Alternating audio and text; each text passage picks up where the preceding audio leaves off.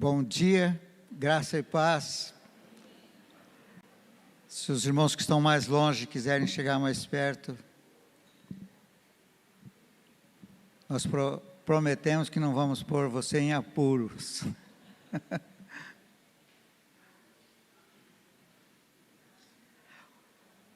Quem não estava aqui no domingo passado, deixa eu saber. Não estava. Vários. Eu acho que não tenho para todos aqui. Eu distribuí uma partezinha do livro.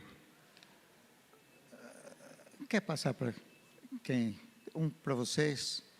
Não sei se vai dar para todos. E também, se você não tem o livro, né? Se você tem o livro, não precisa, porque é uma xerox do livro.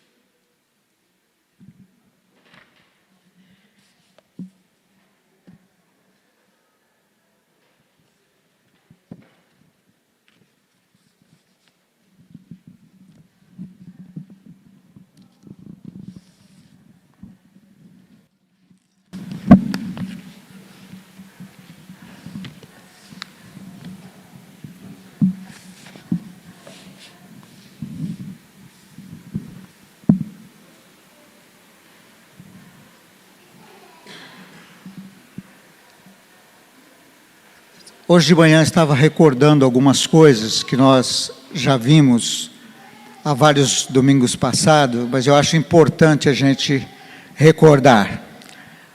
O propósito primário da nossa vida é a família. O nosso objetivo é a família. Deus planejou isso, não é? E nós vimos que o sucesso de um martelo qual é? Pregar. Sucesso de uma caneta qual é? Escrever. O pastor usou o microfone, diz o sucesso do microfone é ser útil para você ouvir, não é? E o sucesso do casal é ter os filhos que vão reproduzir a sua fé. É isso que Deus planejou. Deus quer reproduzir a nossa fé, a nossa experiência cristã na vida dos nossos filhos. E assim um ciclo contínuo. Por isso a palavra de Deus traz muitas vezes lá a bênção do Senhor nos filhos e nos filhos dos filhos. Já leram essas passagens? Salmos dizendo, não é? Que bem-aventurado é o homem assim, a quem o Senhor abençoa os seus filhos e os filhos do seu filho. Então Deus quer isso, é muito importante. E o que nós precisamos, aprendemos domingo passado, é sobre prestar atenção em nós mesmos e prestar atenção no nosso cônjuge. Vocês têm feito isso? Tem aprendido um pouco sobre isso? O que é prestar atenção? Não é só no aspecto físico. Minha esposa está precisando de uma blusa, está frio, ou nós estamos precisando de uma determinada coisa em casa. Mas é ser sensível para começar a conhecer e crescer num conhecimento de quem é a pessoa por dentro. Quem somos nós? E, por incrível que pareça, você vai descobrir, se você começa a prestar bem atenção, que tem muitas coisas ruins dentro de nós. Numa análise geral, você diria assim, de você mesmo: eu sou bom, eu sou trabalhador, eu sou honesto, Bem, você dá uma avaliação, mas se você realmente começa a pensar e ver nas suas atitudes, lá dentro, naquilo que você não expressa, naquilo que você nunca falou, nós temos mais defeitos, mais males dentro de nós do que coisa boa. Foi isso que, é isso que a Bíblia diz. A Bíblia diz assim: maldito é o homem que confia no homem e faz do seu braço de carne o seu Deus, a sua força. Isso aqui não é maldito o homem que confia no outro. Por exemplo, você pode me emprestar o carro? Eu não confio nele. Não. Maldito é o homem que confia nele mesmo, na sua autossuficiência, na sua habilidade, na sua natureza.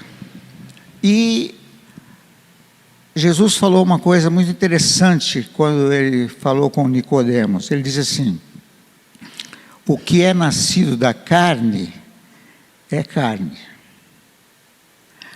Já ouviram isso? Sabe o que está lá na Bíblia, em João, capítulo 3? O que é nascido da carne é carne. E nós vimos no gráfico a primeira vez que quando Adão pecou, o homem começou numa ascendência, numa descendência, indo de mal a pior. E Adão gerou um filho segundo a sua imagem. Está lá em Gênesis 5, versículo 3. Você pode me emprestar sua água? Eu não trouxe água hoje e aqui parece que não tem.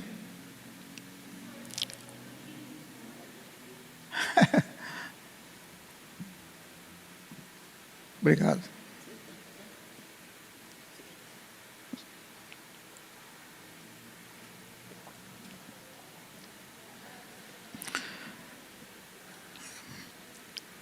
Então, o homem foi criado à imagem e semelhança de Deus.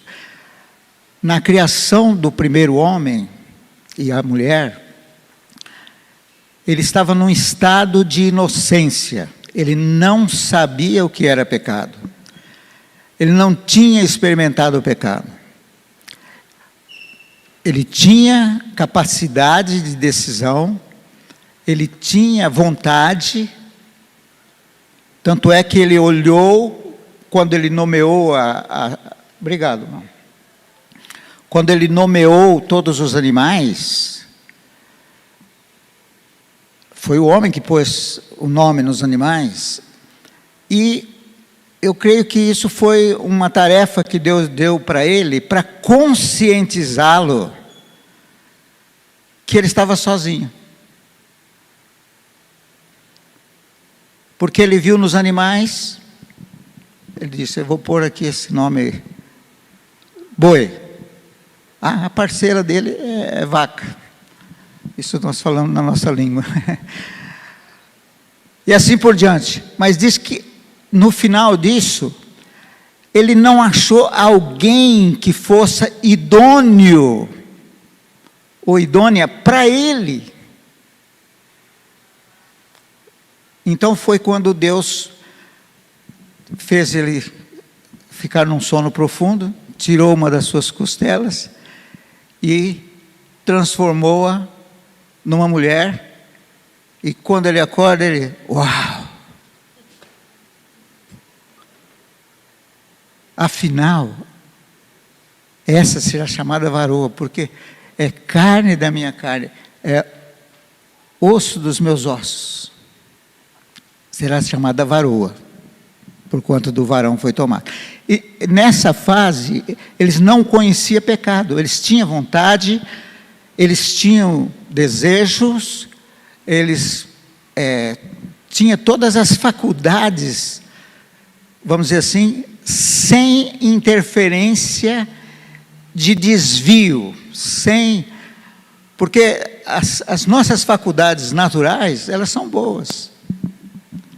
Nós falamos na última vez, no último domingo, reacendendo a intimidade, o relacionamento conjugal do casal, e o sexo é uma bênção, foi criado por Deus, é para o desfrute, para o deleite do homem, da mulher, é para toda a vida, especificamente a princípio para a reprodução, mas é por toda a vida. Ontem nós comentávamos em casa que parece que Sarai, a esposa de Abraão, e Abraão, eles desistiram um pouco cedo do seu relacionamento íntimo, porque quando Deus trouxe a palavra para eles, que eles iam ter, os dois riram. Vocês viram já notaram essa passagem? Se vocês voltar lá em Gênesis, vão ver que os dois riram. Sara riu e Abraão riu também. Por que eles riram? Eles olharam para eles mesmos e disseram assim: pode um homem de 100 anos ter um filho? E ela disse: pode uma mulher de 90 anos ter deleite no seu marido? Foi isso que ela disse. Então parece que eles desistiram um pouco cedo, e Deus veio para reacender esse amor, esse despertar neles, porque a promessa de Deus teria que se cumprir através de um filho nascido, um filho legítimo dos dois, certo? Então isso é uma exortação para você: não desista cedo, tá? Não desista cedo, é algo bom. Agora eu estou trazendo tudo isso para mostrar que no princípio não havia pecado. Era uma coisa natural. E os dois estavam juntos e eles não se envergonhavam. Hoje, ainda com a intimidade de anos de vivência, sempre há uma reserva de vergonha. Sempre há.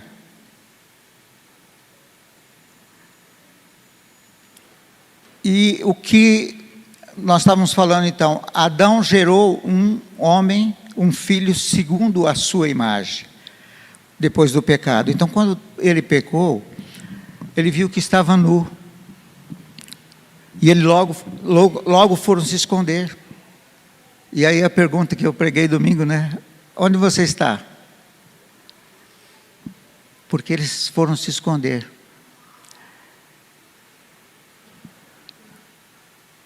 E agora, então, nós vamos ver como que a humanidade, através do tempo, perverteu o relacionamento. Nós dissemos aqui que há uma estatística do IBGE que diz que mais de 50% das famílias, porque hoje chama família, o que não é família, das famílias, entre aspas, não são mais de 50% não são mais o homem e a mulher, o pai e a mãe. São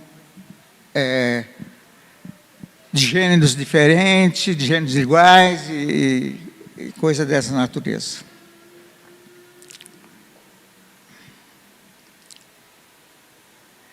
Eu estou tomando algum medicamento que me dá muita sede e me seca a boca.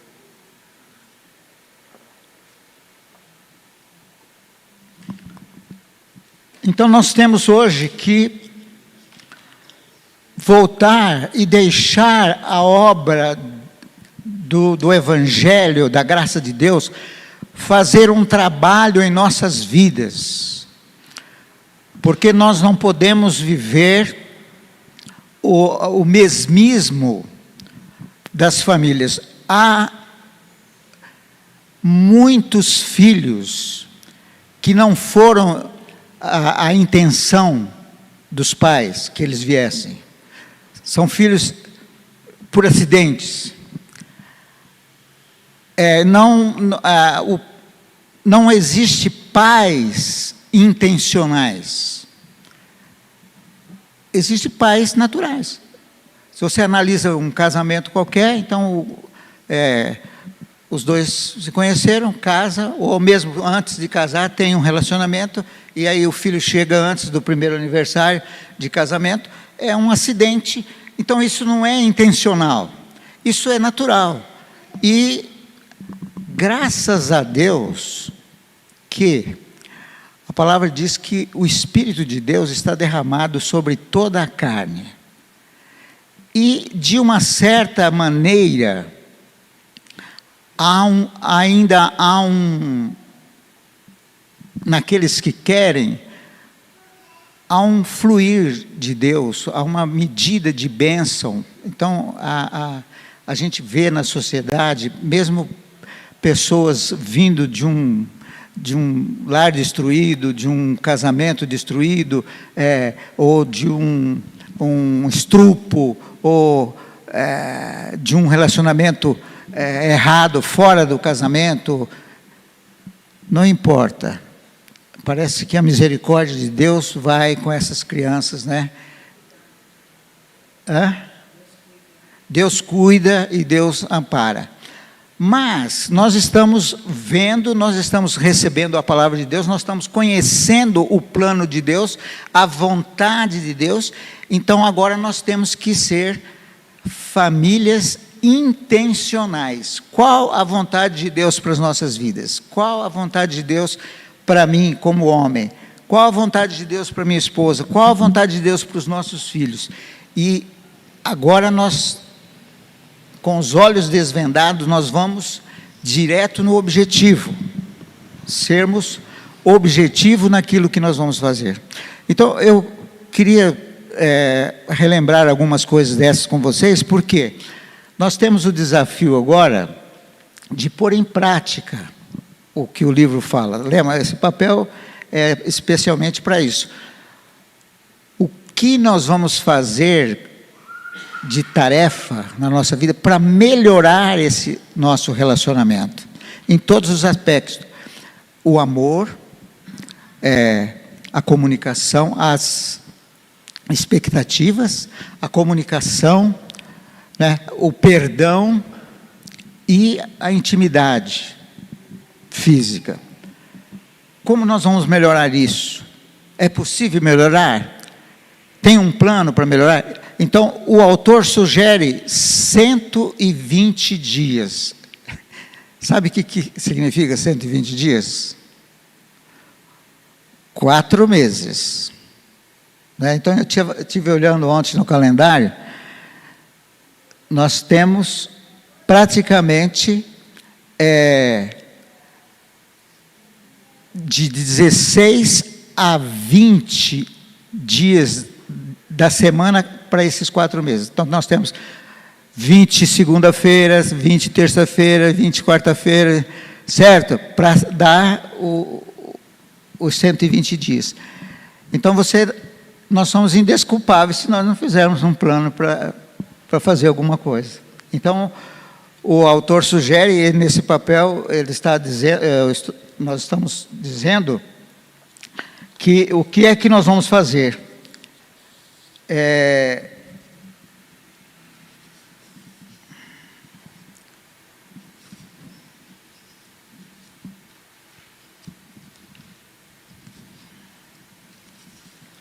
Estão aí comigo na página 66, onde ele começa com propósito. E qual vai ser, então, o que nós vamos fazer? Vamos tomar uma tarefa dessas aqui. Noite de namoro. Quem namorou aqui antes de casar? Todos? Você saía da sua casa para encontrar com a sua esposa, com a sua noiva?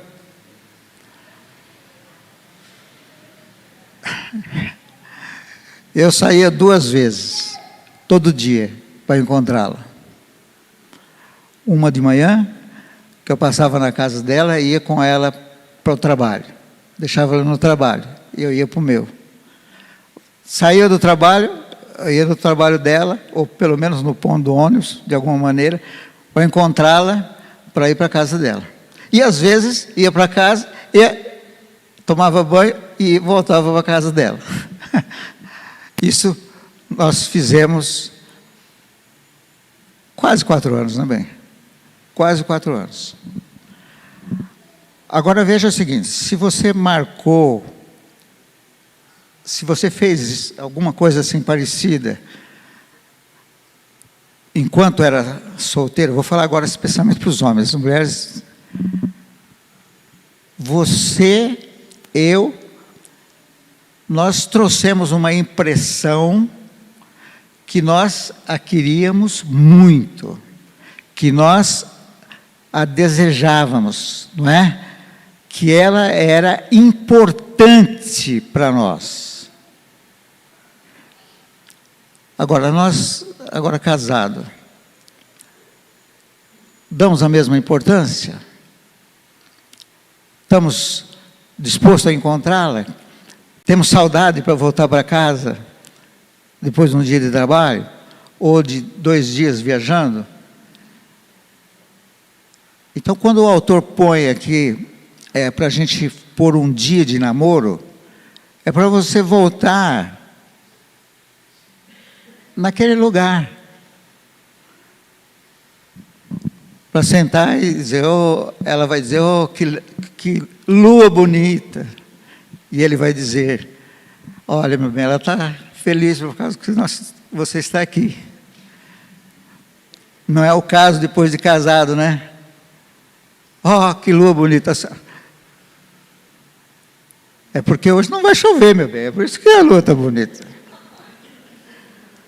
Ou então, quando a lua se esconde, né?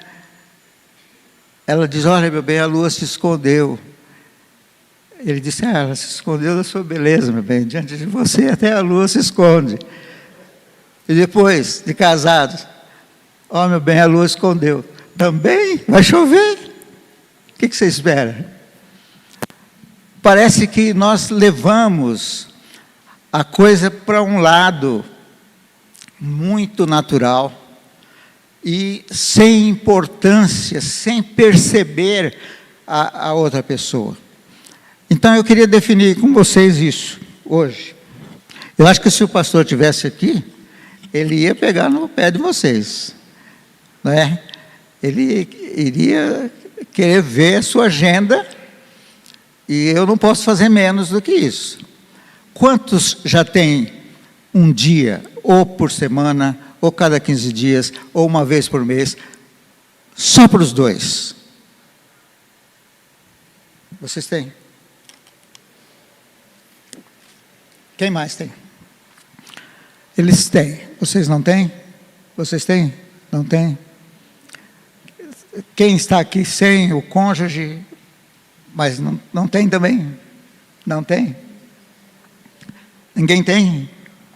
Não? E aí? Combine agora. Nós vamos encontrar uma vez por semana, ou nós vamos encontrar cada 15 dias, ou pelo menos uma vez por mês, mas tem que sair daqui hoje com uma data marcada.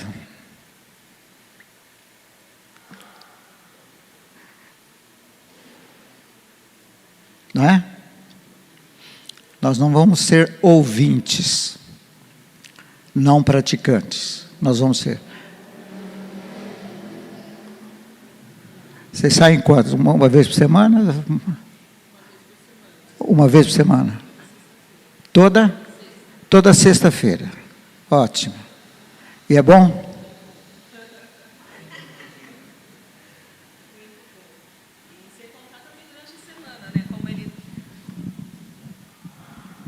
Graça e paz. Com 3 filhos, né? A gente tem que ter uma agenda assim muito organizada, né? Claro que tem a rede de apoio, né? Que é a avó, as tias, né? Então deixo as crianças ali no Medeiros, no apartamento com a minha mãe. E toda sexta-feira a gente sai. E 3 vezes na semana, antes dele começar o home office, que ele vai uma vez por mês só para São Paulo, nós vamos até a Serra caminhar junto 1 hora por dia, 3 vezes na semana. Olha que exemplo bom para nós, né? Pode definir Você acha uma vaga na sua agenda? Ou está cheia demais? Eu não tenho uma rede de apoio disso. Mais difícil de mas assim, nas férias, a gente programa assim, fim de semana eles estão casa da minha mãe, nem agora nas férias. Então, teve 2 finais de semana que eles estiveram com os meus pais no sítio, né? E daí a gente, né, programou um passeio e tal. Então, não é aquela coisa certa, mas alguns momentos que a gente consegue, por não ter essa rede de apoio que eles têm, daí a gente tenta programar para a gente estar junto. Quando tem esses momentos vagos, assim, que tá na casa do vô, aí dá para tirar a barriga da miséria, né? Que daí dá para aproveitar um pouco mais. Que o nosso problema maior é assim, eu tenho meus pais aqui em Jundiaí, os pais dela moram em Atibaia. E minha mãe é cadeirante, então tem uma dificuldade assim de ficar com eles. Aí dificulta um pouquinho mais. Né?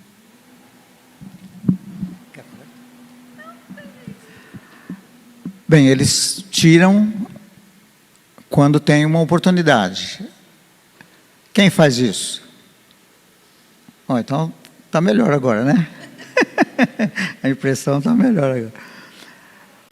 Agora, essa rede de apoio, veja bem, vocês são da mesma igreja, né? Nós somos da mesma igreja, e o nosso relacionamento deve aumentar de casais para casais, exatamente para ajudar, não é?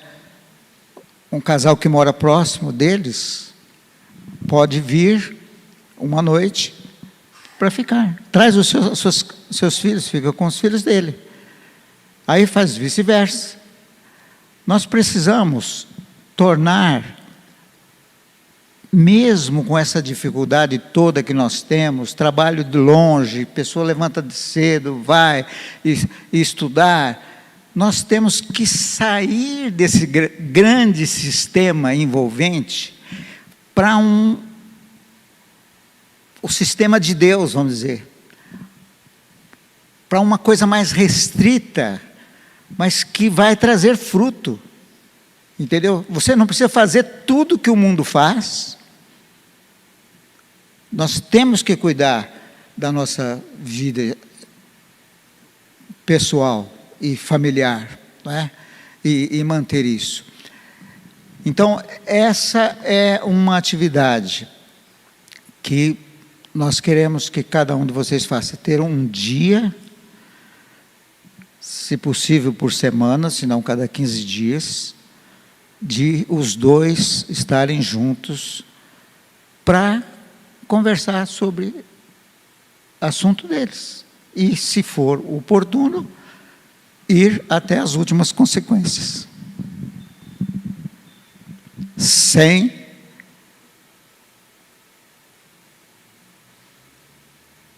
pressão. O que é mais importante.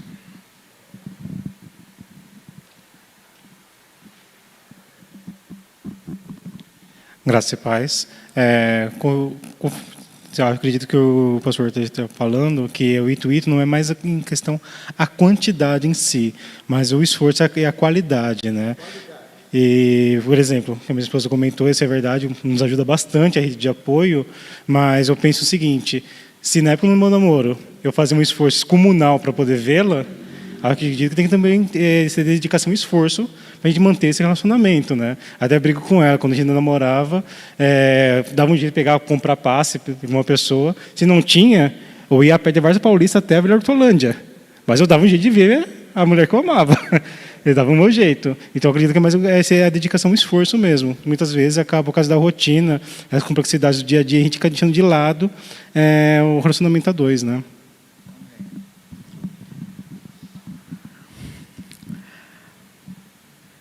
Bem, uma coisa que nós precisamos ter em mente é que a fé que nós vamos transmitir para os nossos filhos é a fé que nós temos.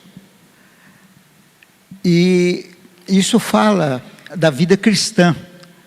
Quando nós abordamos esses 5 pilares do amor, da expectativa, da comunicação, do perdão e da intimidade, isso é o que a Bíblia diz. Por exemplo, se você casou numa igreja cristã, um pastor fez seu casamento, provavelmente ele leu Efésios, ou citou de alguma maneira: marido, você deve amar a sua esposa como Cristo amou a igreja. E nós ouvimos isso é familiar, mas nessa hora, você dando essa importância para o seu casamento, de separar um tempo para estar junto, fazer um sacrifício, é que você vai demonstrar que você ama, que ela é importante para você. E ali em Efésios diz que quem ama a esposa, ama a si mesmo. Agora, amar a si mesmo não é amar com egoísmo. Nós temos que amar a nós mesmos. Se nós não amarmos a nós mesmos, nós não podemos amar o próximo. Porque a palavra diz: ame ao próximo como você ama a você mesmo. Agora, esse amor a mim mesmo não pode ser aquele amor egoísta. Eu quero ser o primeiro. Eu quero o bife maior. Eu quero o lado mais confortável. Como? Mas é o amor de Deus que está derramado em nossos corações. Quando Paulo fala do marido amar a mulher, ele não está pensando que os efésios, naquela época, teriam um amor mais espiritual, que os maridos pudessem amar com aquele amor dos Efésios. Por quê? Lá era um lugar de imoralidade ao máximo. A deusa Diana dos Efésios era a deusa da fertilidade. Havia no templo centenas, talvez milhares de prostitutas para ter relações com os cidadãos da cidade que vinham cultuar a Diana, e todos eram. Era uma cidade idólatra, era uma cidade de feitiçaria, era uma cidade de imoralidade. Então, os efésios tinham esse tipo de conceito de relacionamento. E agora, quando eles recebem Jesus e são transformados pelo Evangelho, Paulo fala que os maridos devem amar as esposas como Cristo amou a igreja. E quem ama a sua esposa, ama a si mesmo. Então, aquilo foi mudado, aquele conceito foi mudado na mente deles. Agora eles tinham o amor de Deus, eles conheciam o amor de Deus. E experimentavam o amor de Deus. Eu não sei se você já fez isso, mas eu já fiz, para treinar a mim mesmo. Me olhar no espelho de manhã e dizer: eu amo você. Eu me amo. Ai, como eu me amo. Você já fez isso? Abraça você. E diga para você mesmo: eu me amo. Pratica isso. Vamos praticar? Abraça você mesmo. Sinta você.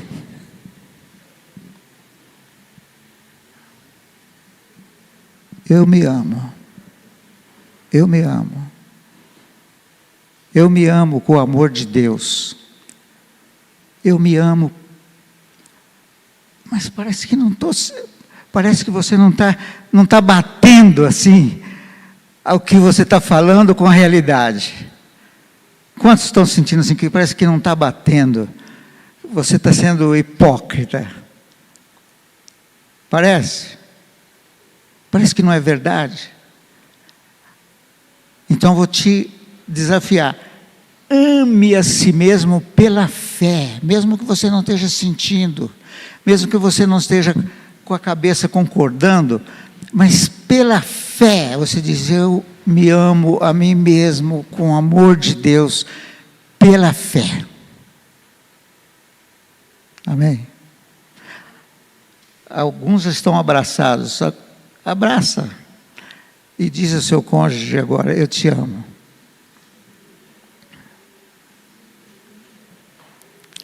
Eu te amo com o amor de Deus. Sinta um pouco.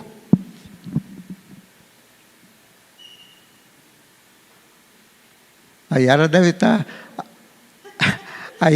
estar amando o Jorge pela fé, de longe, né? Eu não digo o nome das outras porque eu não sei o nome. A Yara, nós conversamos domingo um pouquinho e ela se apresentou, eu guardei o nome dela. Eu quero guardar o nome de todos vocês. Mas ame pela fé. Ame pela fé. Irmãos, se nós conhecêssemos de fato, na nossa experiência, o amor de Deus, na igreja não haveria mais separação. Na igreja não haveria mais divórcio. Na igreja não haveria mais traição.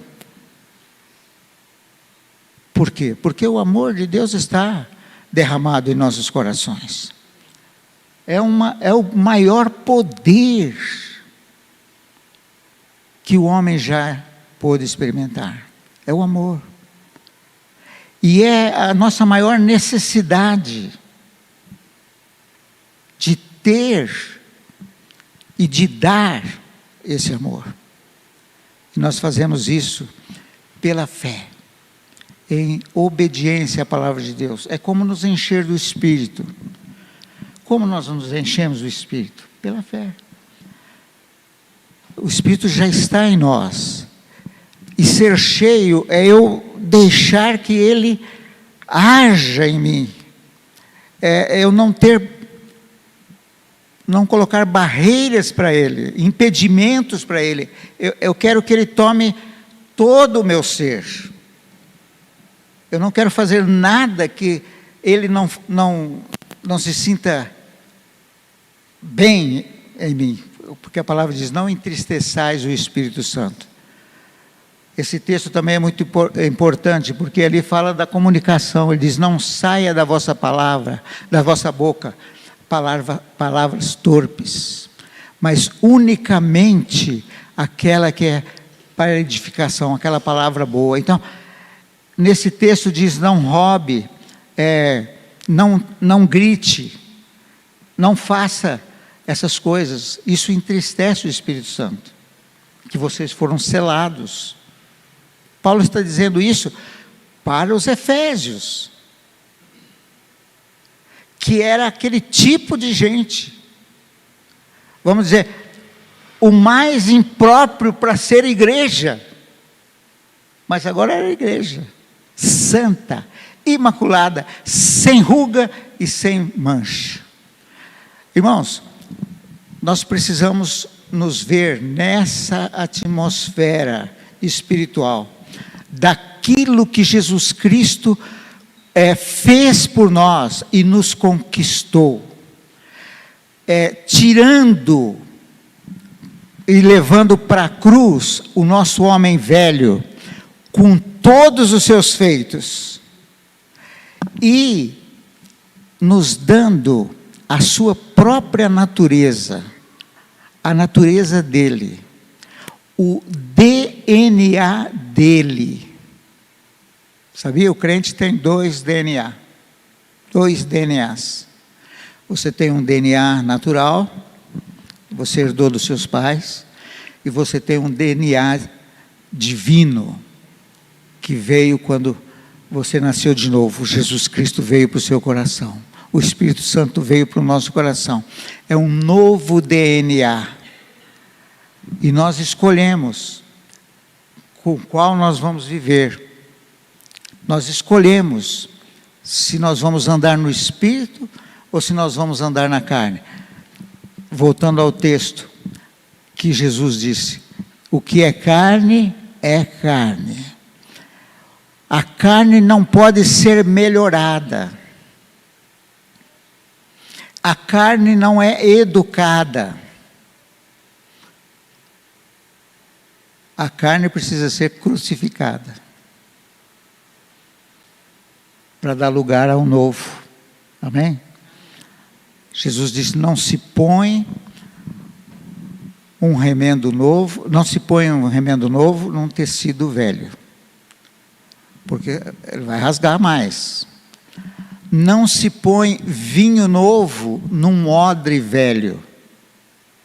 O odre vai arrebentar. Não vai.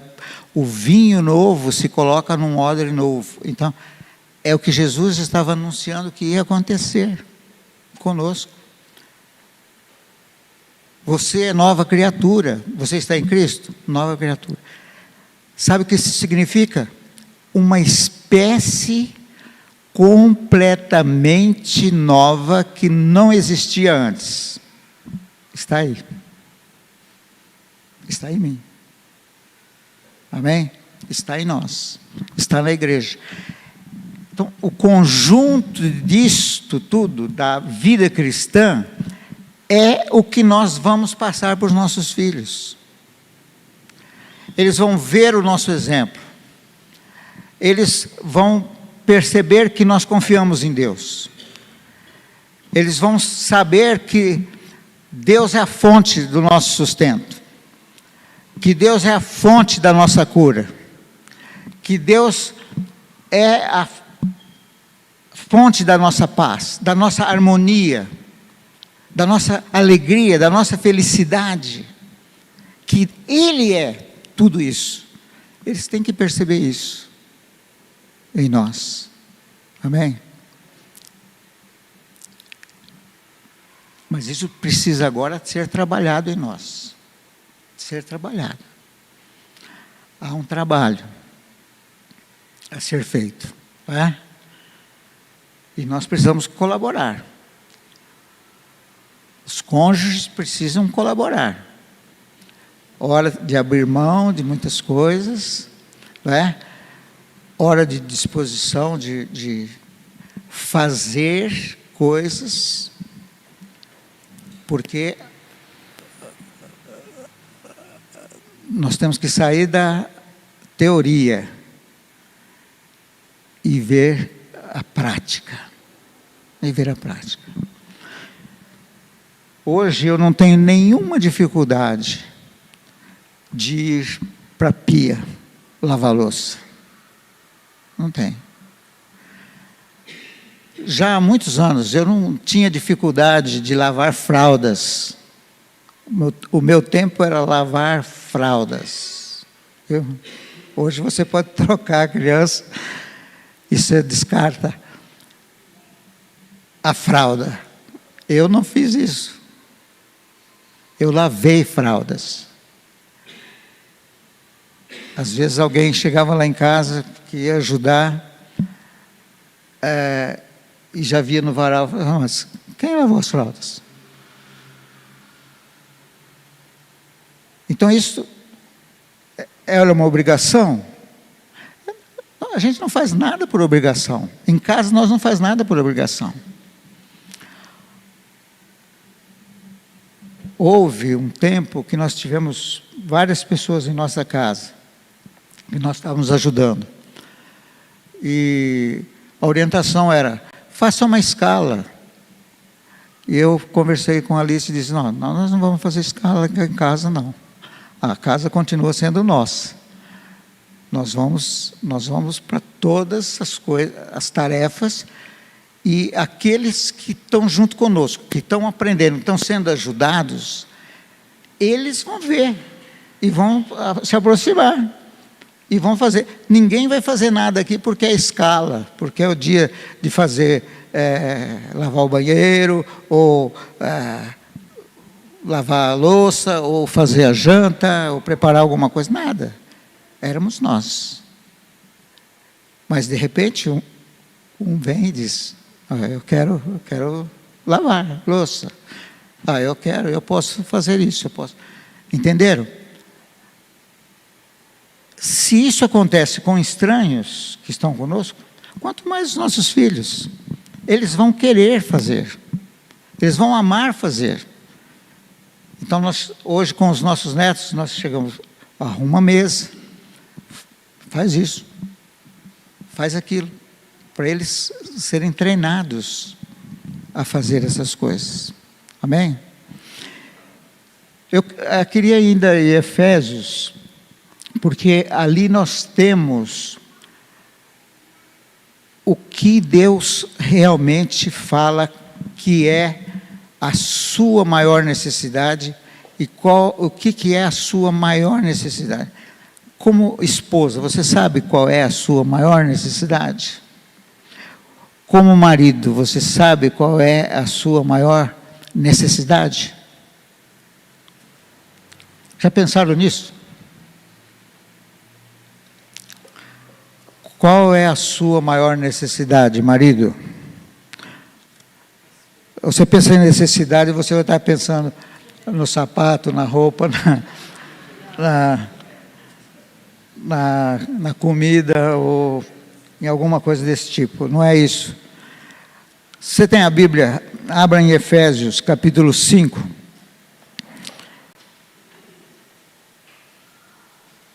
Eu vou ler na amplificada, viu, Silas? Então, acho que não tem aí. Sobre esse relacionamento de casamento, Efésios, capítulo 5, versículo 21, começa dizendo assim: estejam sujeitos uns aos outros, por reverência a Cristo Messias, o ungido. A esposa esteja sujeita, sejam submissas e adaptem-se aos seus próprios maridos, como um serviço ao Senhor. Pois o marido é o cabeça da esposa, assim como Cristo é o cabeça da igreja. Ele próprio o Salvador do seu corpo.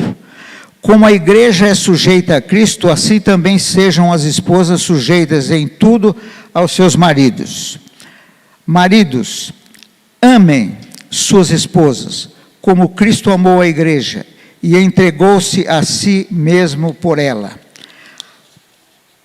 para que ele pudesse santificá-la, tendo-a purificado pela lavagem de água com a palavra, para que ele pudesse apresentar a igreja a si próprio, em glorioso esplendor, sem manchas, ou ruga, ou coisas semelhantes, para que ela pudesse ser santa e inculpável.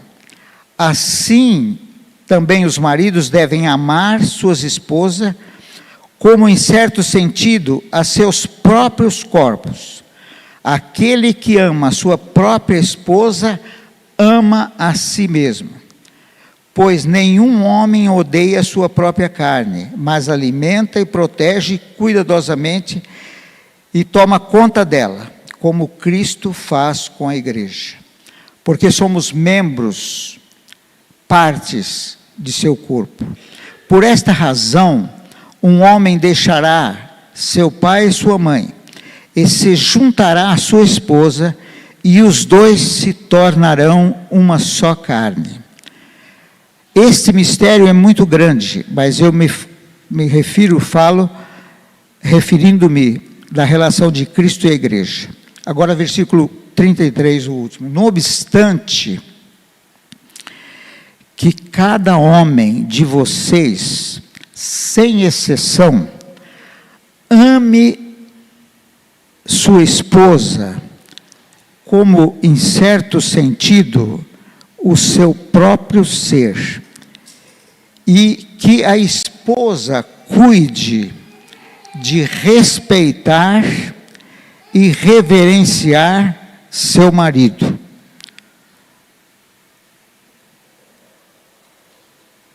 Que ela o note, considere-o, honre-o, prefira-o, venere-o, estime-o, e que ela faça deferência a ele, louve-o, ame-o, admire-o extremamente. Se você prestou atenção, você está dizendo assim, parece que é um peso com medidas diferentes aí, não é? Ele está dizendo muito mais, nessa versão amplificada, muito mais para a mulher do que para o homem. Não é verdade. Amar a esposa como Cristo amou a sua igreja e se entregou por ela, e Ele quer uma igreja santa, sem ruga, sem mácula, é um trabalho sacrificial, é um trabalho de não ir agora, depois de 56 anos, de manhã para encontrá-la, à tarde para encontrá-la, à noite voltar para encontrá-la, mas é uma continuidade de o que ela precisa, o que eu posso te ajudar, como eu te alivio essa carga, e por aí. Por quê? Porque ela é minha esposa, porque ela é minha parte. Amando-a, eu estou amando a mim mesmo. Ela estando bem, eu estou bem. Ela sendo feliz, eu vou ser feliz. Ela é parte minha. Agora, aqui, as esposas, eu gosto dessa tradução porque diz todas essas palavras. Vou ler novamente para você. Vamos ver se você pega alguma.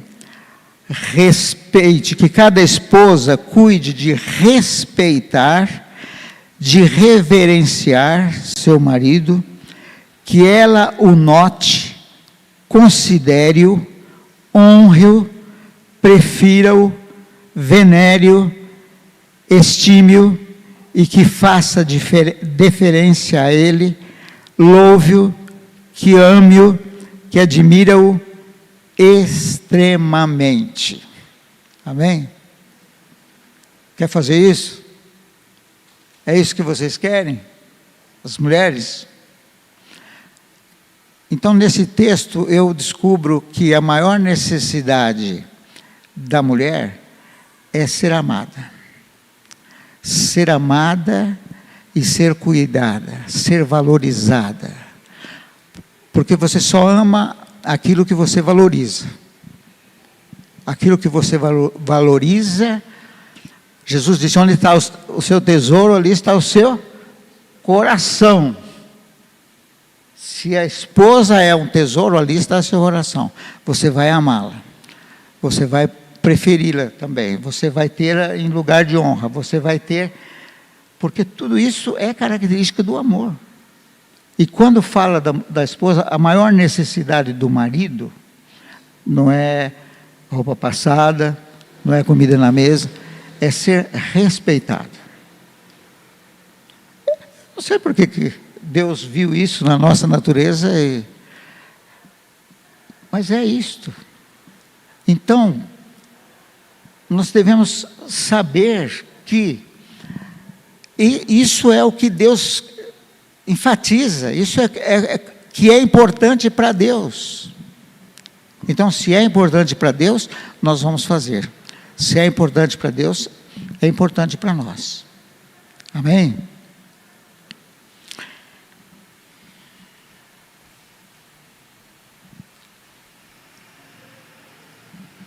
Quem mais tem mais experiência para contar?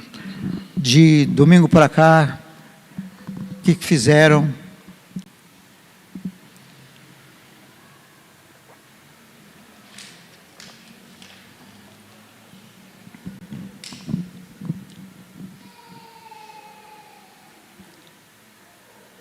Ninguém? Pois não. Deixa eu ir aí.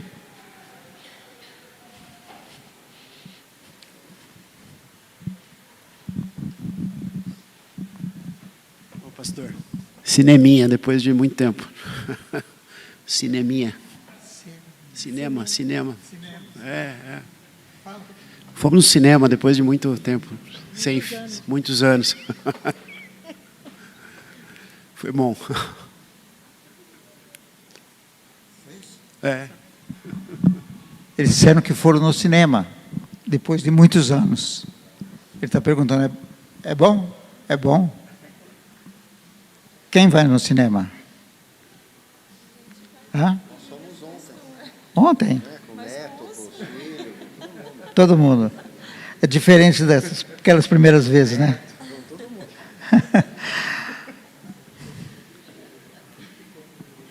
Hoje é diferente no cinema. né?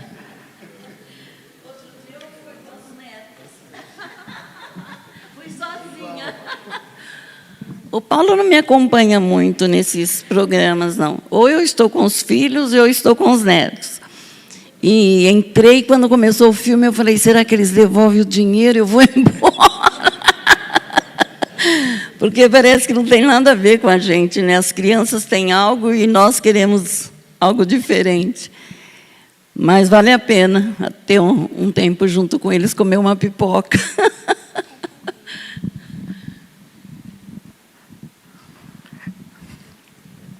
A vida é divertida. Fala, Yara. Bom dia. A gente não conseguiu assim sair a dois, né? A gente até foi um dia no cinema, mas a Natália estava junto, porque é a última semana de férias dela. Mas assim, em casa, né? Nós fizemos o seguinte: olha, Natália, a mamãe e o papai querem assistir um filme juntos. Nós vamos estourar pipoca. Isso foi num outro dia. Aí a gente ficou na sala e ela ficou no quarto. Nós na sala, ela no quarto. E um outro dia foi o contrário. A gente foi para o quarto e ela ficou na sala. Então, ela assistiu um filme infantil e nós assistimos um filme nós dois. Mesmo dentro de casa. Foi válido, é bom, né? A gente conversa coisas diferentes que não conversa na frente dela. E depois também, quando vai dormir, é diferente, né? Já criou uma intimidade mais gostosa, já ficou mais perto, já pegou na mão, não é?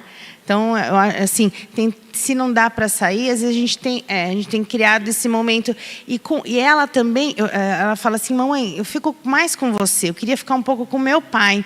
Também eu respeito isso. Então, às vezes, eu deixo os dois fazerem uma brincadeira juntos enquanto eu vou ler um livro.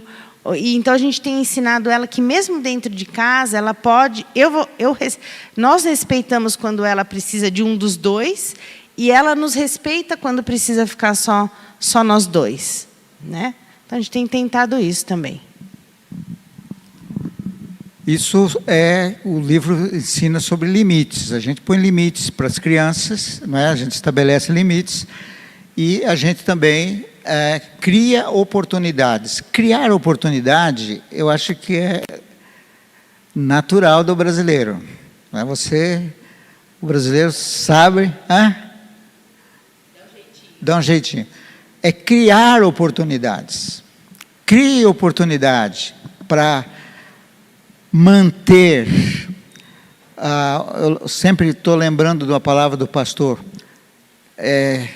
Que as crianças vão se lembrar de momentos felizes, de momentos agradáveis. Quer dizer, não adianta deixar a criança chorando. Ela fica feliz. Ela fala assim, vocês vão ficar namoradinhos, né? Então, assim, a gente percebe que ela fica muito feliz quando vê a gente juntinho, né? Então, a gente não está tirando dela, a gente está dando. Que bênção, exatamente. Está ficando boa a classe, hein? Pastor, analisando tudo isso agora, eu com a Letícia aqui, nós chegamos na seguinte conclusão. Nós estamos abrindo mão muito, eu e ela, o casal. Para quê? Como o casal comentou, 3 filhos.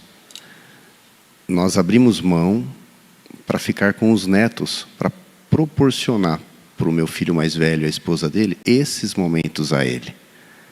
É o que a gente estava agora pensando. Está faltando nós dois, né? Não pode faltar. A gente está proporcionando ao filho. Engraçado, né? Como a Yara falou, a gente também tem que, assim, dentro da nossa casa, a gente acaba criando algumas oportunidades, porque como a gente tem, assim, uma diversidade de idades, eu tenho um filho de 7, um de 18 e um de 24 que já é casado, e ele já tem 2 filhinhos também. Então a gente trabalha o dia todo. E a vida, que nem o pastor comentou, né? A gente acaba sendo consumido por tudo isso, né? Então a gente acaba criando essas oportunidades no tempo que a gente tem dentro de casa, né? Tem que ter sabedoria, né, pastor? Provérbios usa 3 palavras, assim, muito constante. Uma é conhecimento, outra é entendimento e outra é sabedoria. E eu gosto dessas palavras que Provérbios traz. Conhecer, nós devemos tentar conhecer tudo que nós podemos. Entendimento, algumas coisas nós temos que trazer para bem próximo de nós. Não pode ficar só no conhecimento. Nós temos que ter entendimento, nós temos que aceitar aquilo, ter realmente entendimento, convicção daquilo. E sabedoria é pôr em prática. É, na hora, ter a solução. Que não está escrito em lugar nenhum, que ninguém disse, que ninguém aponta para você, mas você sabe. Eu vejo muito isso no meu trabalho. Às vezes estou fazendo um trabalho e tem um ajudante ou mesmo um profissional da minha área, que faz o mesmo serviço comigo e diz: Paulo, você já fez isso antes? Eu, não. É a primeira vez. E como você fez que dá certo? Então, eu tenho um conhecimento, eu tenho um entendimento da profissão, mas sabedoria é uma coisa que vem de Deus. E nós temos na promessa, em Tiago, dizendo que a sabedoria do alto vem e é boa, é pacífica. Eu digo, é a sabedoria de Deus. Ninguém precisou me ensinar. Aquilo flui naturalmente. E acho que todos têm essa experiência, né? De deixar Deus fluir em nós e nos dar além daquilo que nós podemos fazer com a nossa mente racional. Amém? Então, eu acho muito importante isso. E estou vendo a classe num lugar bem melhor hoje de compartilhar. Vamos reacender isso. Vamos trazer as nossas experiências. Nós vamos abençoar uns aos outros. Amém? Amém. Faltam 5 minutos. Ou, não sei como está o meu relógio. Mais 5 minutos. Vamos voltar? Então vocês têm agora a oportunidade de fazer o plano.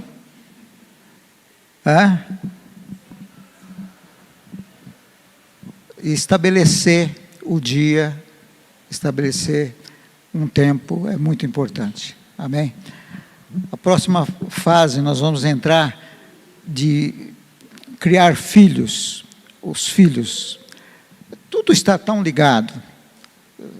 Nós não podemos desassociar nada, né, da nossa vida cristã, nossa vida pessoal, do nosso relacionamento conjugal. Essa é a nossa vida agora. Isso é o que nós estamos. E graças a Deus, né? Que estamos no lugar certo, num tempo certo, aprendendo o certo, para viver o certo. E continuar. A vida não para. Nosso filho caçula é o Silas, que já casou fazem 18 anos. Então, nós ficamos livres? Não. Nós trouxemos mais uma pessoa para o nosso convívio, que é a esposa dele. Passou um tempo, mais uma filha. Isso é com o último, sem falar dos primeiros, que estavam conosco e vieram os filhos, e eles estão conosco até hoje. A nossa rotina, eu contei a rotina para o pastor, ele falou assim, eu não posso imaginar. Eu levanto 5 horas, 6 horas estou na casa do meu filho, pego os 2 que vão, um para a faculdade, um para o colégio, e outro que vai no estágio, levo os 2. Meio-dia eu vou e pego o que sai da escola, levo para casa, aí a Alice já tem o almoço, vai dar o almoço. Nós vamos, 2 horas ele vai para outra escola, eu vou levar em outra escola. Vou buscar 5 horas, volto, À noite, 11 horas, eu estou lá na porta da faculdade, pegando o outro que deixei no estágio de manhã, e à noite ele vai sozinho para a faculdade, mas eu vou buscá-lo na faculdade, porque não tem condução. Então, esse é o nosso ritmo. Além disso, o meu trabalho, eu tenho que trabalhar. Nas horinhas vagas, não é fazer alguma coisa. É.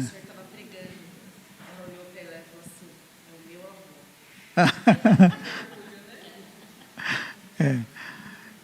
Ela é muito. É. Mas essa é a vontade de Deus. Nós cremos nisso. Nós damos a nossa vida. Amém? Damos a vida uns pelos outros. E eu sou grato por estar aqui com vocês. Amém? Deus abençoe e tenha um bom dia. Pai, muito obrigado por esta manhã. Obrigado por tua palavra. Ela nos orienta, ela nos encoraja, ela nos purifica. Ela é a bússola para a nossa vida. Abençoa cada família aqui representada, os casais, que eles possam crescer em conhecimento da tua vontade, em todas as áreas da sua vida, Pai. Nós os abençoamos em nome de Jesus. Amém.